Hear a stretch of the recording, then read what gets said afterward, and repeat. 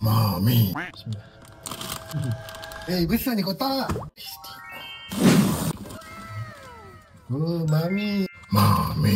Saya suka ni. Dia ada button. Senang nak bawa pergi mana-mana. Dia pattern tu macam dekat corak dekat Mami kan. Next. Cute gila. Dia ada strap yang tali panjang juga. Depan ni dia ada poket. Dia ada macam zip punya keychain tu. Mana poket bag tu? Macam mana tak buat saya? Yang ni sama warna biru. Comel kan? Ada lagi guys. Siap ada. Ala-ala macam goyat gitu kan. Apa yang pasal bag ni, dia ada ni. Dia ada macam mini purse. Comel kan?